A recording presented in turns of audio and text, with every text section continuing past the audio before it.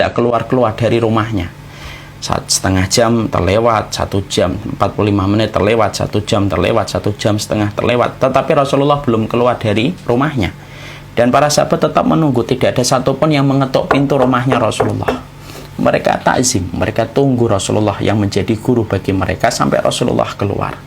Barulah kemudian mereka mengikuti Rasulullah untuk sholat, walaupun pada saat itu sholat isya'nya sudah mulai mendekati pertengahan malam. Itulah bentuk bagaimana kesungguhan para ulama dulu. Mereka sangat memperhatikan bagaimana alurnya ketika mencari ilmu. Akhirnya mungkin ilmunya tidak sebanyak berlimpah ilmu hari ini, tetapi Masya Allah keberkahannya itu luar biasa yang mereka peroleh. Kita tentunya paham ada seorang sahabat ketika mereka dalam satu majelisnya Rasulullah Shallallahu Alaihi Wasallam, dalam salah satu majelisnya Rasulullah ada seorang sahabat. Ketika sahabat tersebut sedang mendengarkan perkataan Rasulullah, maka dia disengat kalajengking. Maka sahabat ini menahan kalajengking itu. Ada sahabat yang melihat itu mencoba memperingatkan temannya bahwasanya dia disengat kalajengking. Nah tentunya nggak usah dikasih tahu, sebenarnya sahabat yang disengat pun tahu dia disengat kalajengking. Tapi kemudian dia mengingatkan. Tetapi sahabat itu membiarkan. Setelah Rasulullah selesai dengan apa yang disampaikan, barulah kemudian kalajengking itu kemudian diambil, kemudian dibuang. Lalu ada yang bertanya kepadanya, kenapa kamu tidak membuang kalajengking itu tadi, semenjak pertama kali dia menggigitmu? Maka sahabat tadi menjawab, aku sungkan. Ketika ilmu sedang disampaikan, ketika Rasulullah sedang menyampaikan ayat-ayat Allah, lalu saya sibuk dengan kegiatan saya sendiri. Saya tahan rasa sakitnya untuk saya muliakan apa yang datang dari Rasulullah ketika itu merupakan ilmu. Lalu kemudian barulah setelah itu kemudian dibuang itu kalajengkingnya setelah kegiatan penyampaian kalimat-kalimat Allah yang disampaikan Nabi itu selesai. Ini kan Masya Allah ya, menunjukkan betapa luar biasanya adab yang dimiliki oleh mereka, akhlak yang dimiliki oleh mereka. Dan ini merupakan perkara yang Masya Allah, ini merupakan perkara yang kita harus betul-betul hadirkan. Sekali lagi bahwasanya perjalanan kita ketika nanti mungkin pertemuan yang kedua, pertemuan yang ketiga, kita sudah mulai membahas kitab. Sekali lagi yang kita cari bukan selesainya materi itu, bukan kemudian minal ghilaf ilal ghilaf, bukan dari halaman pertama sampai halaman terakhir kemudian selesai, bukan itu yang kita cari. Tapi yang kita cari adalah keberkahan. Kalau yang mencarinya adalah suami, dia faham apa yang salah, dia faham apa yang batil untuk dia tinggalkan. Yang apabila dipelajari oleh seorang wanita, maka sesungguhnya betul-betul merubah dia. Bagaimana dia faham kedudukan dirinya, dia faham kedudukan suaminya, dia faham tentang jihadnya, dia faham tentang pengorbanannya, tidak kemudian emosional di dalam segala perkara dan mengikuti perasaannya. Itulah kemudian menjadi satu keberkahan dalam kehidupan ilmu yang kita dapatkan. Sekali lagi, yang sulit dicari hari ini bukan maklumatnya, yang sulit dicari hari ini bukan referensinya, nomor hadisnya berapa, nomor ayatnya berapa, bukan itu yang susah. Itu gampang. Kita bisa mendownload banyak aplikasi yang membantu kita untuk menghadirkan hadis dengan nomornya secara lengkap dalam waktu yang sekejap. Bahkan maaf ya, hari ini orang yang tidak bisa membaca kitab pun bisa mendatangkan hadis tidak sampai 5 menit. Asal dia paham keywordnya di dalam Google, dia bisa mencari apapun hadis. Makanya Masya Allah, yang kita cari bukan itu. Yang kita cari adalah keberkahan dari apa yang kita pelajari. Dan inilah yang kemudian menjadikan kita harus memahami. Hari ini, kalau kita menuntut ilmu, kok tidak menjadikan kita lebih baik? Selaku anak kita tidak menjadi baik di hati orang tua kita. Selaku istri kita tidak menjadi baik di hati suami kita. Seorang suami tidak menjadi lebih baik di hati orang tuanya. Maka sesungguhnya yang menguap adalah keberkahannya. Pasti ada proses yang kurang benar. Dan inilah yang kita harus gali. Inilah yang kemudian harus kita perhatikan. Memperhatikan akhlak itu merupakan penting. Memperhatikan proses itu penting. Karena proses dari hulu sampai ke hilir, maka hulunya ini sangat berpengaruh. Tidak akan sampai ke hilir kalau hulunya ini banyak masalah. Kalau hulunya ini kemudian tidak bisa memberikan kekuatan, tidak akan sampai kepada hilir. Hilirnya itu keberkahan. Bertambahnya rasa takut kita kepada Allah, itulah yang dimaksudkan dengan keberkahan dari apa yang kita pelajari. Nah, inilah yang menjadikan kita harus paham, inilah yang menjadikan kita harus mengerti. Ada hal-hal yang kemudian kita harus pahami tentang masalah ini, supaya kemudian kita tidak sampai miss, tidak sampai kemudian kita gagal paham. Kenapa kita harus mempelajari muqaddimah yang sepanjang ini, Ustaz? Iya, muqaddimah ini penting. Karena kalau muqaddimah itu tidak kita pahami, tidak kita mengerti, tentunya yang kita khawatirkan adalah hilangnya keberkahan dari apa yang kita gali, apa yang kita hafalkan, apa yang kita renungi, apa yang kita tadaburi. Tidak ada artinya kalau tidak menjadikan kita bertambah takutnya kepada Allah Subhanahu wa Ta'ala. Makanya saya juga menyampaikan kepada para santriwati juga yang ada di rumah Quran Khadijah, perhatikan yang dicari keberkahannya. Kalau setiap hafalan-hafalan yang kemudian kita miliki ternyata tidak menambah rasa takut kita, tidak menambah takzim kita kepada ustadzah dan ustadz yang telah mengajarkan kita walaupun cuma satu huruf, maka sesungguhnya hilang keberkahannya. Dan itulah yang kita khawatirkan. Hari ini maklumat banyak, hari ini buku bisa dibeli dengan harta yang kita miliki. Hari ini jurnal ataupun tulisan bisa kita print out dalam waktu yang sekejap. Tapi yang tidak bisa dicetak itu adalah keberkahan. Yang tidak bisa dibeli itu adalah keberkahan. Yang tidak bisa diatur dan disetting itu adalah keberkahan. Dan itulah yang harusnya menjadi titik perhatian kita dan fokusnya kita di dalam prosesnya kita di dalam mempelajari setiap ilmu. Nah, tentunya juga harus diperhatikan ya, orang siapapun yang mengajarkan ilmu kepada kita, maka sesungguhnya mereka adalah orang-orang yang harus kita berikan takzimnya.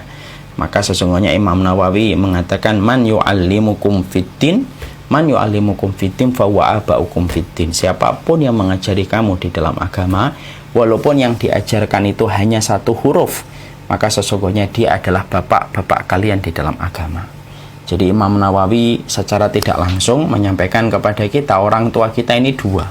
Orang tua nasab, orang tua gen, orang tua DNA-nya kita yang melahirkan kita, dan kita berasal dari janinnya, berasal dari seorang bapak ketika kemudian bertemu dengan ibu kita. Ada orang tua yang itu yang pertama, ada orang tua yang kedua.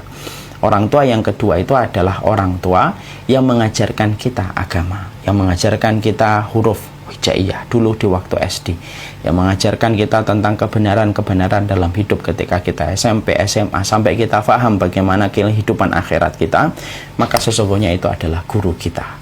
Dan ini harus mendapatkan porsi takzimnya kita, karena takzim itu bagian dari kehidupan akhlak ketika kita menjadi seorang penuntut ilmu. Nah, inilah yang kemudian menjadikan kita akhirnya memahami betul betapa pentingnya tentang masalah ini. Maka sebelum kemudian kita bahas apa yang kemudian harus kita pelajari Ustaz di dalam akhlak dan adab yang harus diketahui oleh setiap penuntut ilmu, lah tentunya saya juga mengingatkan. Jadi sebelum kita menyampaikan adab-adabnya dan menyampaikan akhlak yang harus diketahui oleh seorang penuntut ilmu, supaya memang ilmu itu memang dipahami akhlaknya, adabnya, supaya jangan sampai kita itu dalam proses mencari ilmu sampai kita tidak mengetahui akhlaknya. Karena apa? Mencari ilmu itu merupakan salah satu di antara amal yang sangat besar, dan pasti ada adabnya dan pasti ada akhlaknya. Ini harus diketahui oleh setiap orang yang menjadi penuntut ilmu. Saya ambilkan sebuah analogi yang sederhana. Ngetok pintu saja itu ada adabnya. Bagaimana kalau kita mengetok pintu?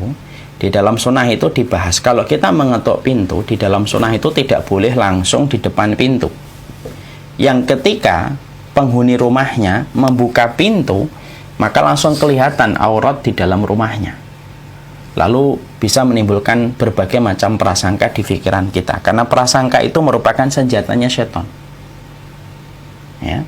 Makanya sikap ketika kita mengetuk pintu itu apa? Kita agak miring sedikit, kita ketuk, pandangan kita tidak langsung tertuju kepada pintu ketika dibuka lalu kelihatan di dalam. Pandangan kita harus agak keluar, supaya ketika pintu itu terbuka, maka penghuni rumah bisa mengatur mana di antara aurat rumahnya yang tidak boleh dan tidak usah dilihat sama orang.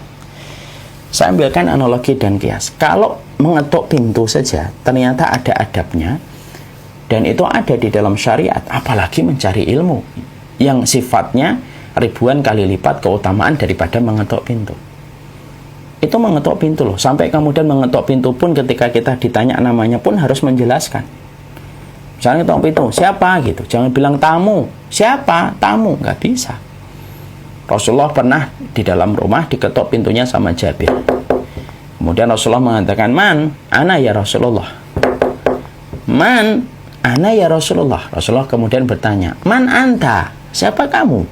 "Ana Jabir bin Abdullah ya Rasulullah." Hakadha huwa.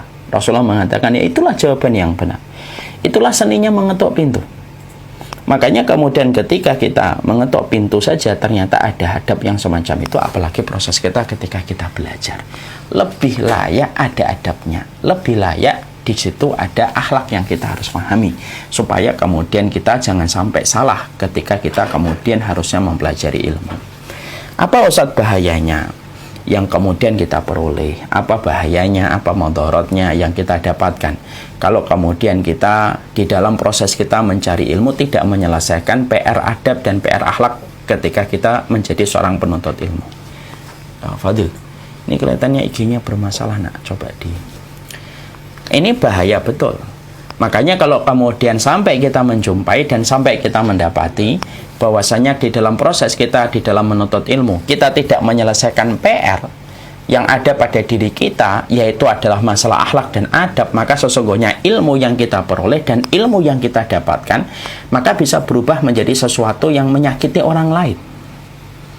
Syekh Jamaluddin Al-Qasimi rahimahullahu ta'ala itu berkata, ilmu itu sebagaimana air.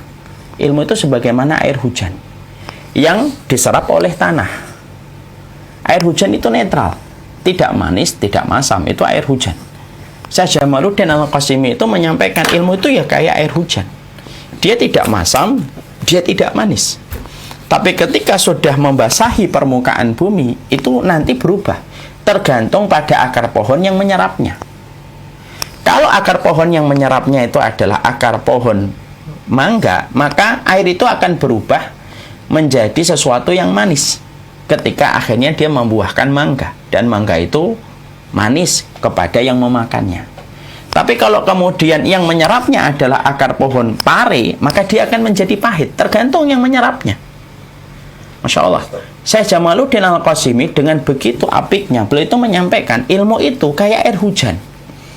Kalau kemudian dia sudah membasahi permukaan bumi, tergantung siapa yang menyerapnya. Kalau yang menyerapnya adalah orang yang sudah selesai persoalan dirinya dengan akhlak dan adab, ketika dia faham, ketika dia ngerti apa yang harus dilakukan sebagai penuntut ilmu, maka akhirnya ilmu itu akan berubah menjadi sesuatu yang penuh manfaat. Pohonnya besar, daunnya rindang, buahnya manis. Orang yang lewat bisa berteduh dari terik matahari, dan orang yang lapar bisa memetik dan untuk mengkonsumsi dan memakannya dan mendatangkan vitamin. Tapi kalau kemudian ada ilmu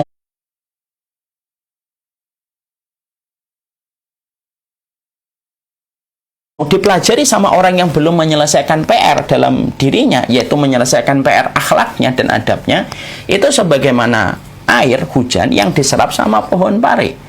Ketika diserap sama pohon pare, maka yang terjadi adalah sesuatu yang pahit. Berapa banyak ilmu dipelajari sama seseorang yang kasar malah tambah kasar, yang sering menghujat sama tambah menghujat. Akhirnya sebagaimana pohon, dia pohonnya berduri, melukai setiap orang, kemudian daunnya tidak bisa memberikan peneduh dari teriknya matahari, dan kemudian buahnya tidak bisa dimanfaatkan. Maka itu kemudian yang kita khawatirkan. Makanya inilah yang kemudian menjadikan kita semakin paham. Kenapa kemudian kita harus mempelajari betul kehidupan akhlak, Ustaz? Apa yang kemudian kita inginkan untuk kemudian mendapatkan ini? Karena sesungguhnya ini adalah merupakan bagian dari upaya kita mendapatkan keberkahan. Dan kita ingin supaya ilmu yang kita pelajari dan ilmu yang kita kaji dengan susah payah, ketika kita hadir pada majelis ilmu, memberikan kesungguhan, perhatian, itu betul-betul sebagaimana air hujan yang diserap oleh pohon mangga yang membuahkan sesuatu yang manis. Yang mana setiap orang ketika melihat pohon mangga, maka dia akan senang karena merasakan sensasi kenikmatan pada buahnya. Jangan sampai menjadikan ilmu kita, karena tidak selesai PR-nya dalam diri kita, itu sebagaimana pohon berduri yang kemudian tumbuh, kemudian tidak ada buahnya, dan kemudian daunnya itu tidak bisa untuk memberikan peneduh ketika teriknya matahari. Dan itulah yang kita peroleh. Itulah yang kita khawatirkan, maaf. Makanya kan banyak kan, kita kadang-kadang sering bertanya, Ustadz, kenapa ya saya sering menjumpai ada penuntut ilmu, tetapi kemudian baru belajar sebentar, kemudian dia sudah menghujat fulan, mencela fulan, kemudian menuduh fulan begini, menyesatkan fulan. Padahal perjalanan dia ketika mencari ilmu baru dibilang 1, 2, 3 tahun. Ya, tapi kemudian dia, Masya Allah, sudah bisa melakukan perkara-perkara ketika dia menghujat, menodai. Jawabannya ada pada apa yang disampaikan Syekh Jamaluddin Al-Qasimi tadi. Karena sesungguhnya ilmu, kalau diserap sama akar pohon yang tidak menyelesaikan PR pada dirinya untuk memberi akhlak, maka pohonnya itu pohon yang pahit dan akhirnya memberikan madarat. Dan tentunya kita tidak ingin kalau itu kemudian bisa menimpa kepada kita. Makanya kalau ada di antara jamaah, lalu kemudian di antara jamaah ini kemudian setelah ngaji kemudian hanya untuk menghujat, mencela orang, sudahlah, tidak usah ngaji. Daripada ngajinya kita justru akan mendatangkan keburukan nanti di pengadilan Allah, ketika nanti sama-sama menggugat dan digugat banyak orang di hadapan pengadilan Allah. Apalagi ketika yang menggugat kita orang-orang yang berilmu, orang-orang yang lebih paham daripada kita, dan akhirnya menjadi masalah, bukan mendekatkan ke surga, malah justru mendekatkan kita ke neraka. Nah, inilah yang kita ingin, yang kita kemudian ingin berlindung darinya. Kita ingin untuk memperhatikan adabnya. Makanya pada pertemuan yang kedua kita kaji dulu, apa sih akhlaknya yang harus dimiliki oleh seorang penuntut ilmu kepada gurunya. Terus kemudian apa yang harus kita miliki ketika kita menuntut ilmu supaya mendapatkan keberkahan, supaya PR pada diri setiap para penuntut ilmu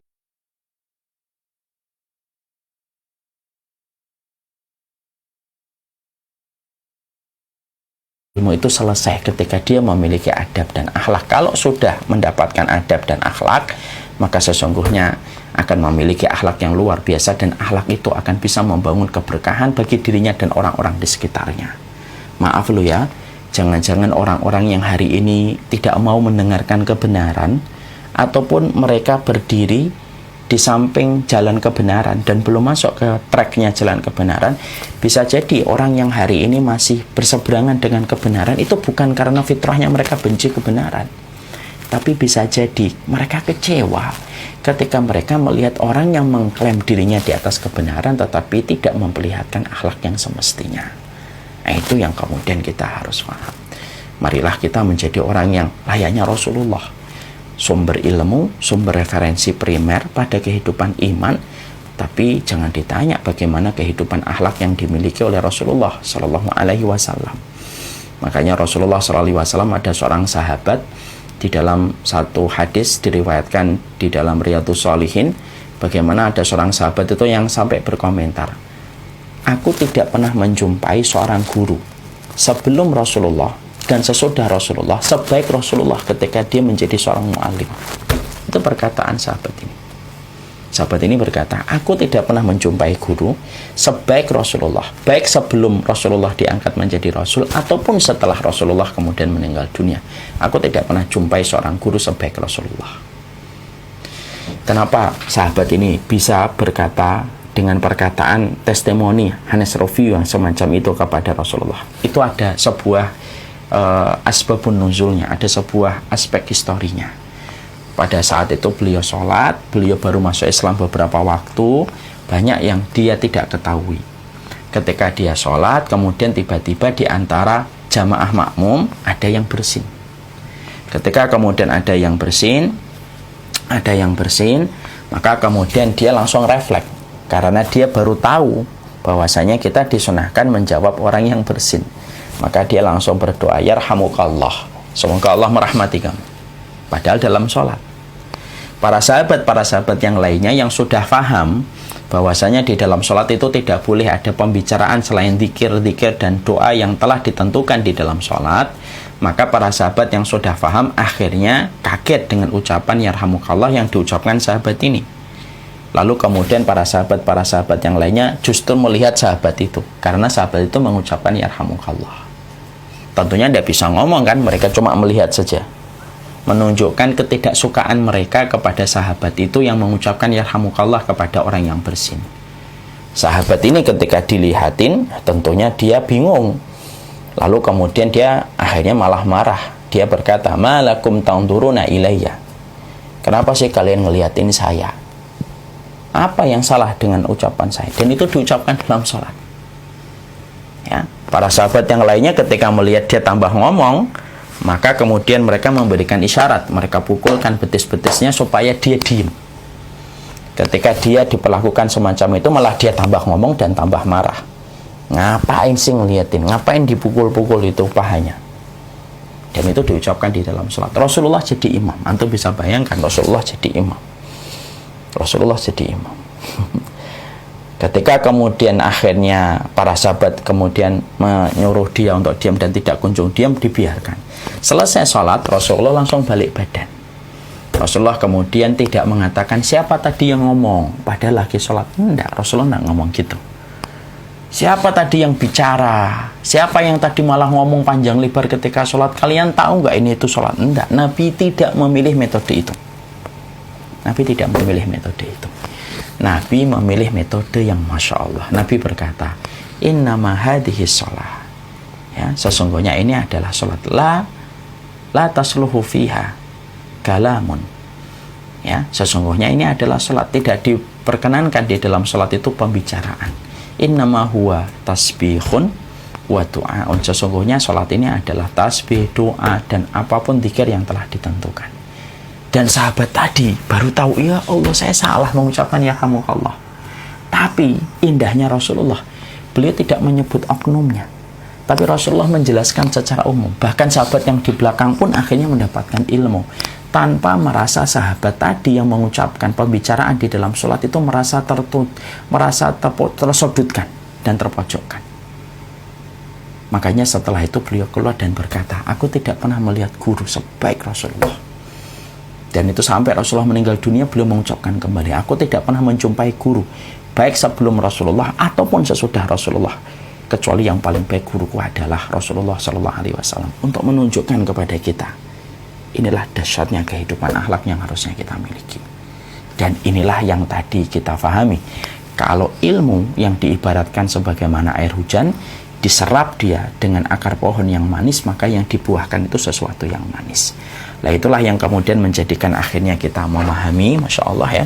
Inilah yang kemudian menjadikan kita harus paham betapa pentingnya kehidupan akhlak pada kehidupan kita ketika kita menjadi seorang penuntut ilmu. Untuk mendapatkan keberkahan, karena yang kita kejar bukan referensi, dan yang kita kejar itu bukan banyaknya referensi dan pointer yang kita ingin peroleh. Yang kedua adalah supaya kita tetap memperhatikan PR pada diri kita seiring kita mencari ilmu. Dan PR itu adalah kondisi hati kita, kondisi akhlak kita. Itulah PR yang selalu ada bagi setiap para penuntut ilmu, dimanapun dia berada, kepada siapapun dia belajar. Setelah kemudian kita memahami tentang masalah ini, nah, makanya kemudian kita akan memahami, berarti akhlak itu penting, Ustadz. Akhlak itu penting, akhlak itu penting. Dan selalu saya menyampaikan di banyak kesempatan, di dalam banyak kesempatan selalu saya sampaikan begini, ilmu tanpa akhlak rusak, akhlak tanpa ilmu batil. Itu yang selalu saya sampaikan. Mungkin sebagian dari jamaah sudah sering mendengar. Kenapa saya sampaikan itu? Karena ini mewakili apa yang kemudian kita lihat pada kehidupan fenomena masyarakat yang mencari ilmu. Kalau boleh kita bagi itu, masyarakat kita terbagi menjadi 3 kelompok. Yang pertama, kelompok manusia yang gigih mencari ilmu tapi nggak peduli tentang akhlak. Mencari ilmu, tetapi setelah mencari ilmu bermuka masam, tidak pernah senyum. Setiap kata-kata yang keluar dari mulutnya hanyalah hujatan dan vonis. Dan dia tidak pernah merasa bersalah dalam setiap hujatan dan vonis, walaupun prosedur yang dia ucapkan ketika memvonis itu tidak pernah sesuai dengan panduan ilmu. Ya. Ada kelompok yang semangatnya mencari ilmu tapi tidak peduli tentang masalah akhlak. Dan biasanya di mana-mana selalu menebarkan permusuhan, disadari ataupun tidak. Orang yang semacam ini tentunya siapapun itu, bisa jadi kita kan, Maka sesungguhnya harus teringat kepada apa yang disampaikan oleh Rasulullah SAW ketika Nabi bersabda, Inna su'al khuluqi yufsidul amal kama anal khala yufsidul asal. Sesungguhnya akhlak yang buruk itu merusak amal ibadah. Sesungguhnya akhlak yang buruk itu merusak amal ibadah sebagaimana cuka merusak madu. Tidak bisa kayak gitu. Ya. Ada nggak Ustadz yang kemudian orang itu apakah orang yang berilmu otomatis dia berakhlak? Belum tentu orang yang berilmu otomatis dia berakhlak. Mari kita perhatikan yang disampaikan oleh Imam Syaukani. Ya, kalau tidak salah di dalam kitabnya Nasrul Jauhar. Beliau itu mengatakan, ada orang yang berilmu, dia bisa menghindari khamr, dia bisa menghindari pembunuhan, dia bisa menghindari riba. Tapi ternyata dia belum tentu bisa menghindari dari mencela, merendahkan orang lain, merobek kehormatan dan menodai kehormatan orang lain dengan perkataannya. Walaupun dia adalah orang yang selalu berkomitmen untuk menghindarkan dirinya dari khamr, riba, pembunuhan, judi, perempuan, dan lain sebagainya. Tapi di sisi yang lainnya dia tidak bisa untuk menjaga dirinya dari menghujat, menodai kehormatan orang lain. Itu yang dikatakan oleh Imam Syaukani. Dikatakan pula sama Imam Syafi'i. Imam Syafi'i juga kemudian menyampaikan. Imam Syafi'i juga menyampaikan di dalam salah satu perkataan beliau yang cukup banyak dinukil oleh para murid-muridnya.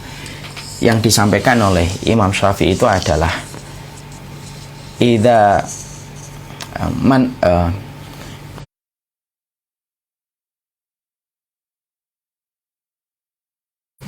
Imam Syafi'i itu mengatakan begini, barang siapa seseorang fa'arada ayyunawirahu, ya, barang siapa yang dia itu ingin diberikan cahaya di dalam hatinya, fa'alaihi bil khulwah, maka hendaklah dia sering sendirian dengan Allah. Wa tarkus sufaha, meninggalkan orang bodoh. Wa qillatul akal, sedikit makan. Wa bughdhu ahlul ilmi alladzi laisa ma'ahum insafun wala adabun. Lalu kemudian dia menjadi orang yang membenci orang berilmu kalau orang berilmu tidak memiliki adab dan akhlak. Jadi Imam Syafi'i, pada zaman Imam Syafi'i, pada era tabi'ut tabi'in, Imam Syafi'i itu sudah mengingatkan kita, kalau kamu ketemu sama orang yang berilmu tetapi dia tidak punya sikap, ya, laisa ma'hum adabun wala, yaitu yang dia tidak memiliki adab dan tidak memiliki akhlak, maka sesungguhnya tinggalkan. Karena apa? Bersama dengan mereka tidak akan pernah memberikan cahaya pada hatimu. Berarti pada zaman itu Imam Syafi'i sudah melihat fenomena kasus-kasus orang yang memiliki ilmu tetapi tidak memiliki komitmen terhadap adab. Itu pada zaman Imam Syafi'i. Ya. Pada zaman tabi'in sebelumnya, sebelum zaman Imam Syafi'i, zaman tabi'in itu sudah banyak ulama yang sudah mengingatkan tentang adab. Kalau mereka sampai berulang-ulang ngomong tentang adab, berarti mereka sudah merasakan kegelisahan dan keresahan ketika ilmu tidak disertai dengan adab. Makanya sampai Abdullah bin Mubarak itu berkata di dalam satu riwayat yang sahih, bahwasanya berkata dalam asar yang sahih, kuntu ta'alamtul ilma isyrina sanatan wa ta'alamtul adab salasina sanatan. Saya ini mempelajari ilmu 20 tahun, tetapi saya mempelajari adab itu 30 tahun. Porsi yang diberikan oleh Abdullah bin Mubarak ketika belajar adab dan belajar akhlak itu 10 tahun lebih lama daripada porsi waktu yang diberikan ketika mereka belajar ilmu. Itu Abdullah bin Mubarak. Sampai kemudian para ulama itu kemudian sering sekali mengingatkan anak-anak mereka itu supaya mereka menjaga komitmen adab. Walaupun anak-anak mereka itu sudah hafal mutun, sudah hafal ribuan hadis, maka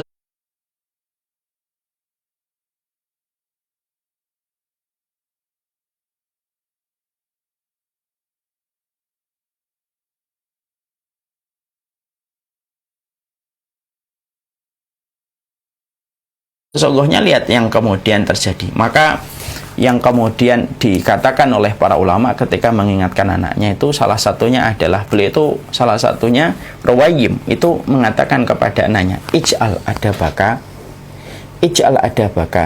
daqiqan waj'al ilmaka milhan. Jadi ketika anaknya Ruwaim sedang belajar, maka kemudian Ruwaim mengatakan, jadikanlah adab kamu itu kayak tepung, jadikanlah ilmu kamu itu kayak garam. Itu yang dikatakan oleh kemudian Ruwaim kepada anaknya. Semacam itu. Ya. Jadi kemudian adab itu kayak tepung, garam itu ilmunya kayak garam. Padahal kita tahu ya, kalau kita buat martabak, tepungnya banyak, maka kemudian garamnya cuma ditaburi. Ilmunya, hadisnya, ayatnya, perkataan para ulama itu sebagaimana garam aja. Tapi kemudian adabnya itu sebagaimana tepungnya. Padahal tepung itu jauh lebih banyak dan bobotnya daripada taburan garam. Itu kemudian menjadi sebuah perenungan untuk kita. Ini perenungan loh untuk kita semuanya. Karena ilmu tanpa akhlak rusak. Karena apa? Kalau kemudian ilmu yang kita pelajari hanya menjadikan kita ujub, hanya menjadikan kita memandang orang sebelah mata, hanya menjadikan kita lebih baik daripada dia, teman-teman kita lebih berkualitas daripada dia. Kalau kemudian ilmu hanya menjadikan majelis taklim kita itu merasa lebih hebat daripada majelis taklim orang lain gitu. Lalu kita menghujat, lalu kita menodai, lalu kemudian kita tidak memiliki komitmen akhlak yang mulia dalam perjalanan kita seiring kita mempelajari ilmu, rusak kata para ulama itu rusak. Karena Rasulullah sampai kemudian mengibaratkan apa? Mengibaratkan bahwasanya ibadah itu bisa rusak sebagaimana cuka itu bisa merusak madu, maka ibadah pun bisa rusak gara-gara akhlak yang buruk. Ini kan teguran untuk kita semuanya. Makanya kemudian saya sering menyampaikan pula di beberapa tempat yang lain, di beberapa kesempatan saya selalu mengatakan, kalau kita dibenci karena akhlak itu musibah, karena tidak ada yang dibenci karena akhlak. Tapi kalau kita dibenci karena kebenaran, maka itu adalah anugerah. Nah, ini menunjukkan kepada kita kelompok yang pertama, kelompok yang rajin, semangat dia mempelajari ilmu, tetapi komitmen dan semangat ketika dia mempelajari ilmu tidak sebanding dengan komitmen ketika dia harus memiliki akhlak. Ini yang kemudian terjadi yang pertama. Yang kedua, yang kita harus pahami itu apa? Kelompok yang kedua, yaitu kelompok yang mereka hanya memiliki komitmen akhlak, tetapi kemudian ketika kemudian dia itu mempelajari akhlak, dia tidak memperhatikan pentingnya ilmu. Masya Allah, itu yang kemudian terjadi. Akhirnya apa? Kelompok yang kedua itu selalu yang penting akhlak, masalah ilmu,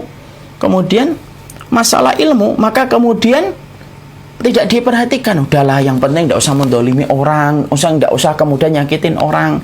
Tapi kemudian memperhatikan perkataan para ulama, kitabnya apa, referensinya apa, bagaimana penjelasan para ulama, bagaimana penjelasan tafsirnya. Lalu kemudian yang lainnya tidak pernah dia perhatikan. Tidak kemudian dia perhatikan. Makanya Masya Allah, kalau ada yang semacam itu, berarti apa?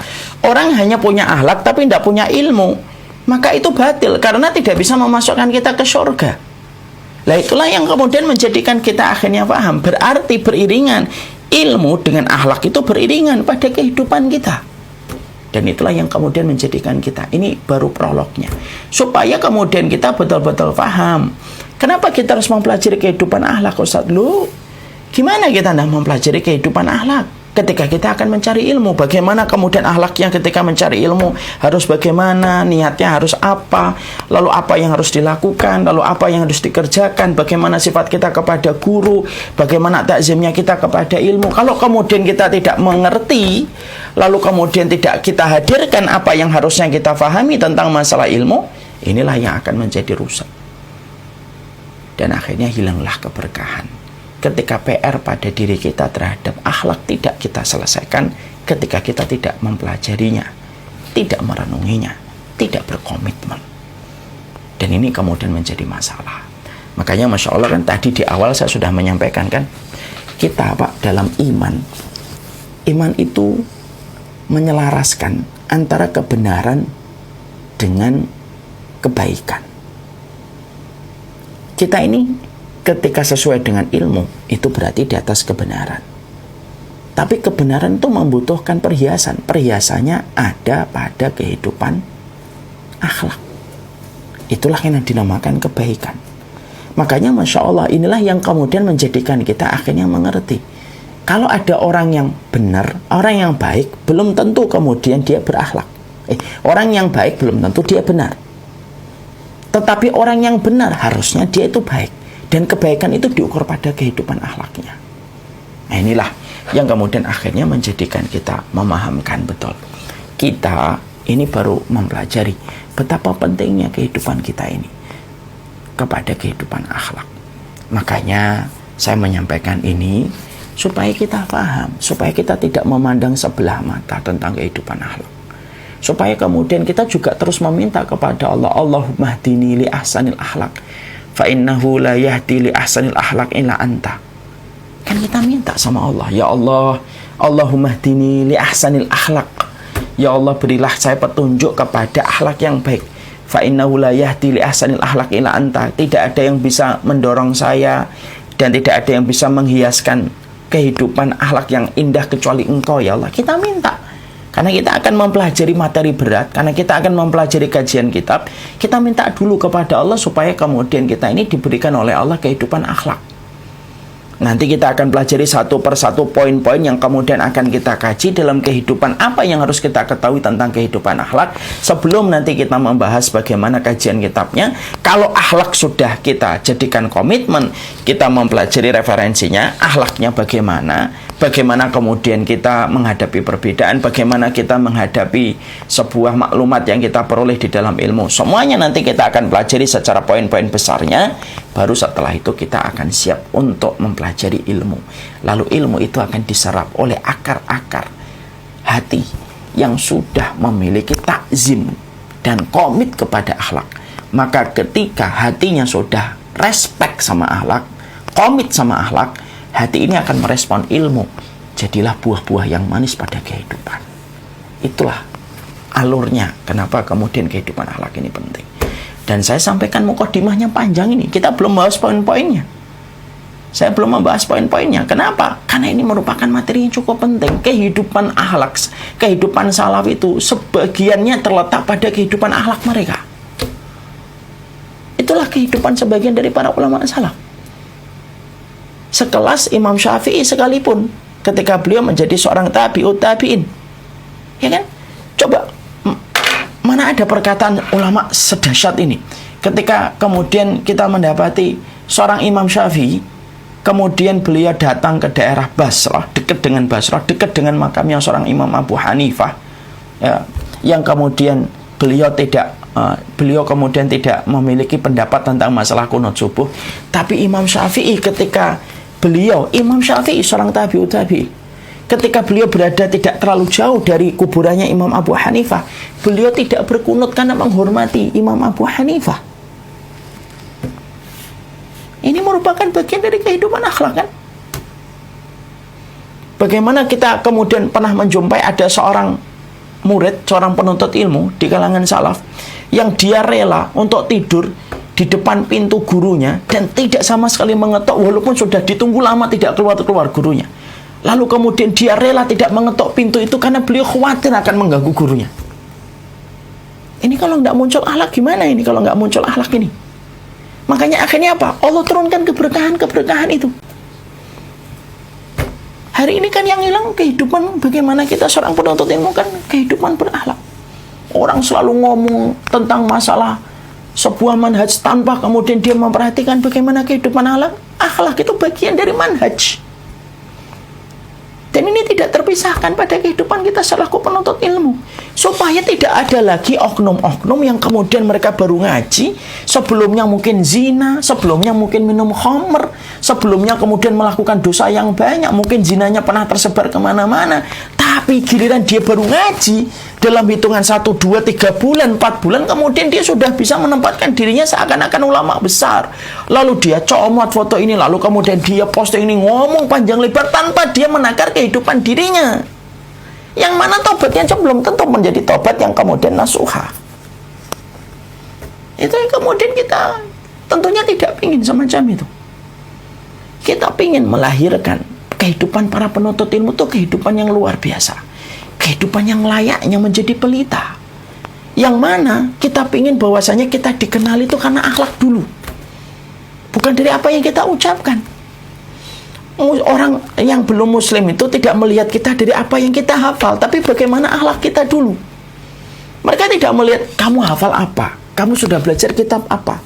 Mereka tidak melihat itu. Orang-orang non muslim itu, mereka melihat dulu akhlaknya itu bagaimana. Kalau kemudian akhlaknya ini, maka kemudian dia akan tertarik. Itu terletak di situ. Dan itulah yang kemudian menjadikan kita akhirnya memahami betul. Kenapa ya kok saya belajar ilmu lama kok masih gini-gini aja Ustaz? Mungkin keberkahannya hilang.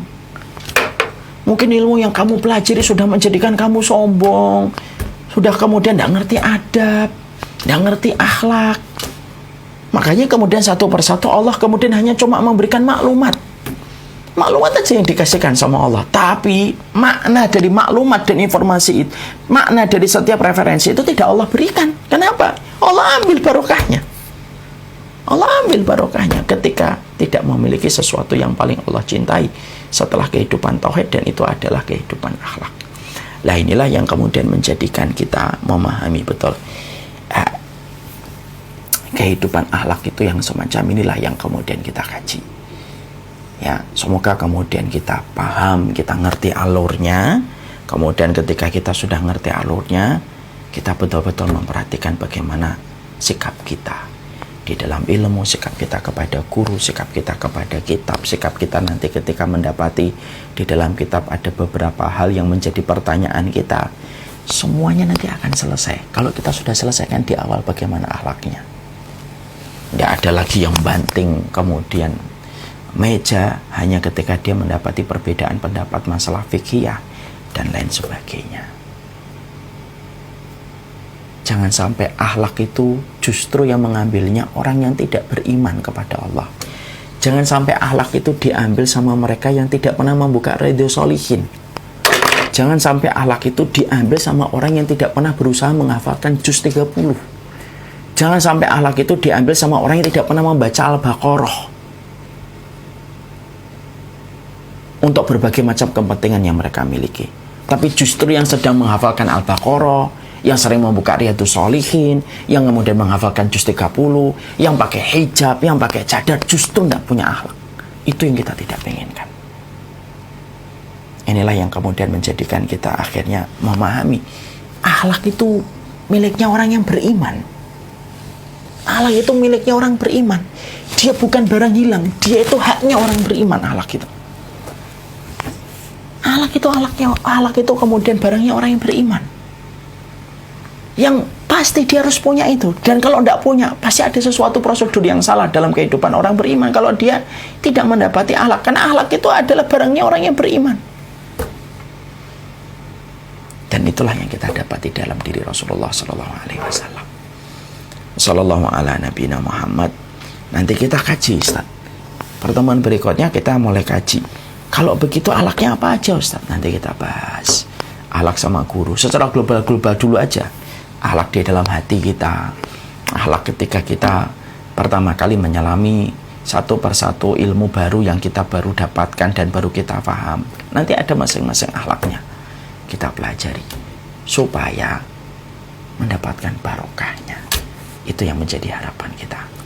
Sallallahu ala nabiyina Muhammad. Nah, ini yang dapat kita sampaikan. Berarti kita masih di muqaddimah.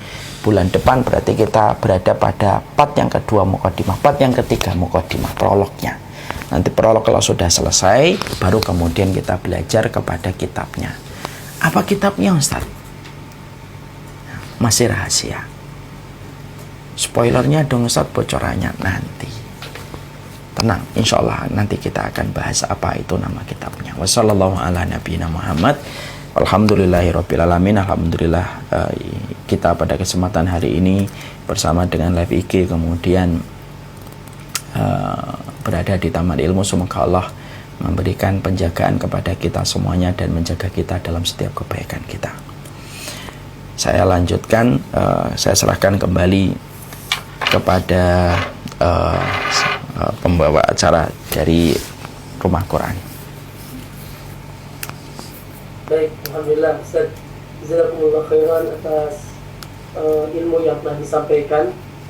Sangat luar biasa, materi yang sangat penting bagi kita.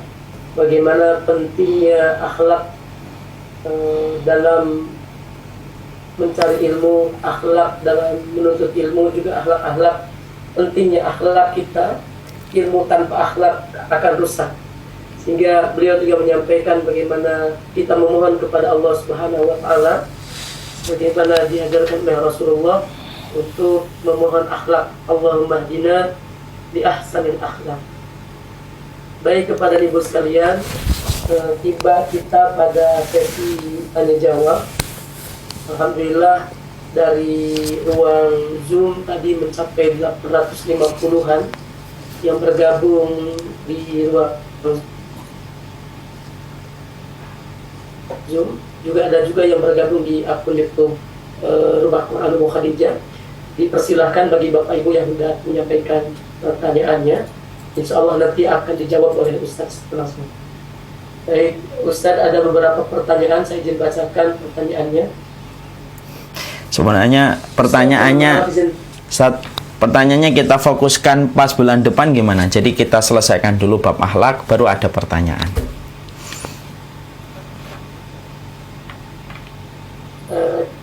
Sesi ini gak ada pertanyaan, Ustaz, lalu gimana? Kenapa? Hari ini kita nggak ada pertanyaan dulu. Nggak apa-apa, insya Allah ya. Saya lagi agak kurang fit, jadi kita fokuskan aja bulan depan. Kita selesaikan dulu bab akhlak, baru kemudian kita buka pertanyaan.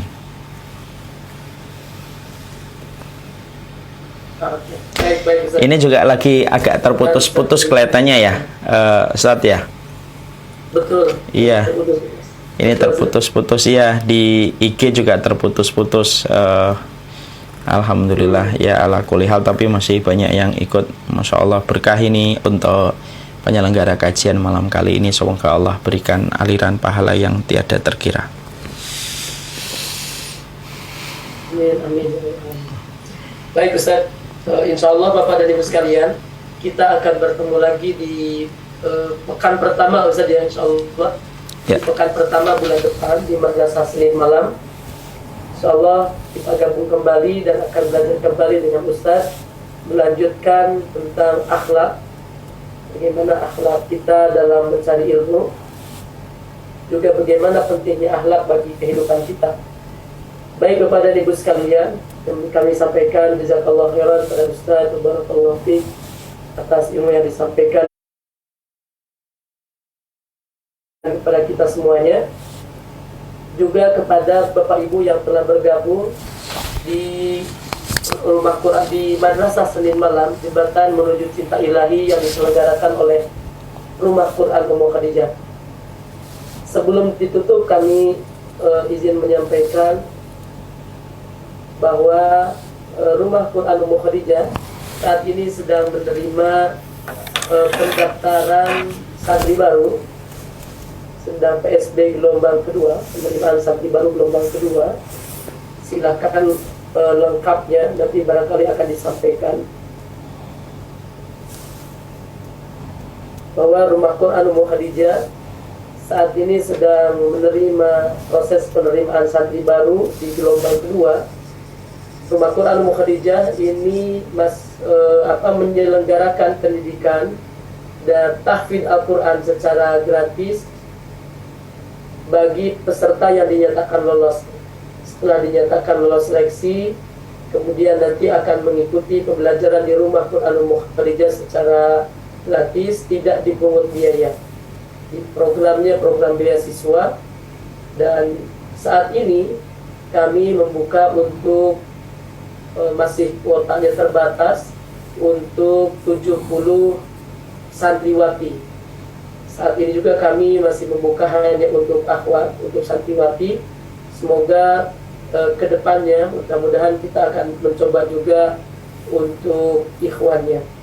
Di Bapak Ibu bisa mendaftarkan putrinya dengan persyaratan yang persyaratan tertentu, usianya usia 18 tahun ke atas, dan juga persyaratan-persyaratan lainnya. Silakan bisa bergabung dengan kami di Rumah Quran Ummu Khadijah untuk menghafal Al-Quran, untuk senantiasa menjadi ahlul Quran. Mudah-mudahan semoga ini bagian dari cita-cita kita semuanya. Pak Ibu yang hendak mendaftarkan putrinya. Adik-adik yang saat ini bergabung silakan juga bisa mendaftarkan menjadi santriwati di Rumah Quran Ummu Khadijah. PSB ini insya Allah sampai bulan November nanti ya, masih ada kesempatan. Baru dibuka gelombang keduanya di bulan ini dari tanggal 18 sampai 20 Oktober. Jadi masih ada kesempatan terbuka. Nanti juga setelah pendaftaran ada sesi tes online, dan nanti bila dinyatakan lulus dipersilakan hadir untuk mengikuti proses pembelajaran di Rumah Quran Ummu Khadijah. Barangkali ini Bapak dan Ibu sekalian, sekali lagi kami sampaikan jazakallahu khairan pada Ustadz atas ilmu yang disampaikan. Semoga Ustadz juga kita semuanya, juga para peserta Madrasah Senin Malam yang tergabung pada malam hari ini, mudah-mudahan Allah senantiasa mencurahkan hidayah, rahmat, dan pertolongannya kepada kita semuanya, dan mudah-mudahan kita dapat istiqomah dalam menuntut ilmu, juga menjalankan syariat yang diajarkan oleh Rasulullah SAW. Bapak dan Ibu sekalian, sekali lagi terima kasih Ustadz. Barangkali Ustadz ada kegiatan lain, boleh duluan Ustadz. Jazakallah khair. Kalau kayak gitu insya Allah salam buat Pak Mirdal dan yang lainnya. Terus jangan lupa bagi yang belum mendaftar Samila Series yang keempat, segera mendaftar. Yuk kita bergabung bersama dengan ribuan para santri dan para santriwati Samila Series. Kita menumbuhkan rasa takut bareng-bareng, karena rasa takut tidak boleh sendirian, harus ditumbuhkan bersama dengan keluarga yang kita cintai, sahabat-sahabat yang kita cintai. Kita tak akan sanggup dengan neraka, dan sesungguhnya menghadirkan makna kita tak akan sanggup di neraka, yaitu adalah bagaimana membangun rasa takut, karena rasa takut adalah benteng serta tali kendali kita dari berbagai macam dosa dan kemaksiatan. Wassalamualaikum warahmatullahi wabarakatuh. Senang sekali berjumpa dengan semuanya. Maaf kalau malam ini agak sedikit nge-lag ya jaringannya, baik di Instagram ataupun yang di Zoom. Di Instagram tadi sempat ada 1200-an dan sempat nge-lag, tapi walaupun memang agak putus-putus, tapi insya Allah moga-moga kesulitan yang kita dapatkan dalam belajar berbanding lurus dengan pahalanya yang besar. Doakan kami, doakan keluarga kami, tim kami selalu dalam keikhlasan, selalu di dalam kebaikan, selalu di dalam keberkahan dan persaudaraan. Karena kami adalah orang yang paling membutuhkan doa untuk bisa memberikan sajian-sajian ilmu ketika kami dimudahkan dan diberikan keikhlasan. Sallallahu ala nabiyyina Muhammad walhamdulillahirabbil alamin. Subhanakallahumma wa bihamdika asyhadu an la ilaha illa anta astaghfiruka wa atubu ilaik. Assalamualaikum warahmatullahi wabarakatuh. Waalaikumsalam warahmatullahi wabarakatuh. Alhamdulillah. Udah live Mas kita? IG-nya masih live. Ya. Alhamdulillah kepada seluruh para santri dan para santriwati di live IG masih bertahan sekitar 600-an ya, Masya Allah.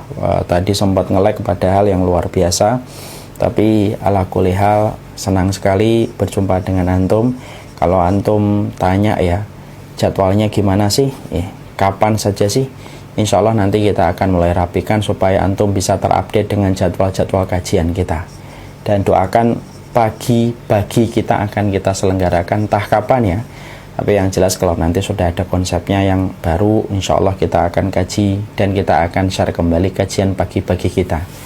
Terakhir kita kajian pagi-pagi dengan izin Allah itu menyentuh angka 14.000 ya kalau tidak salah, bareng-bareng di waktu pagi dengan ribuan orang. Itu Masya Allah ya, luar biasa yang kita peroleh keberkahannya insya Allah. Semoga Allah selalu memberikan kemudahan dalam kebaikan kita, dan jangan lupakan kami, keluarga kami, dan tim kami selalu dalam keberkahan, selalu dalam kebaikan, selalu dalam persaudaraan. Karena sekali lagi kami adalah orang yang jauh lebih membutuhkan doa dari yang lainnya. Karena godaan setan, bisikan setan banyak di antara kita, tentunya kami sangat membutuhkan doa. Barakallahu fikum. Ini yang dapat kita sampaikan.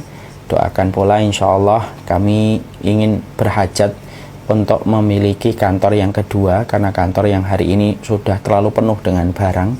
Doakan kami juga kalau semoga rencana pembelian kantor yang baru akan dimudahkan oleh Allah Subhanahu wa taala.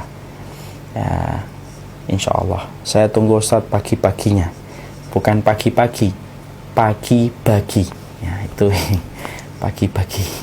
Bukan pagi-pagi. Kalau pagi-pagi kita minum habat string. Barakallahu fiik. Jazakallahu khair. Semoga Allah memberkahi kita. Semoga Allah memberikan kebaikan untuk kita semuanya. Wassallallahu ala nabiyina Muhammad walhamdulillahirabbil alamin. Assalamualaikum warahmatullahi wabarakatuh.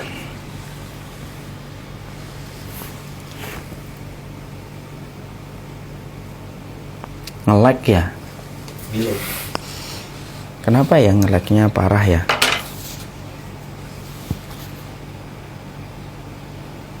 Semuanya ya Mas ya?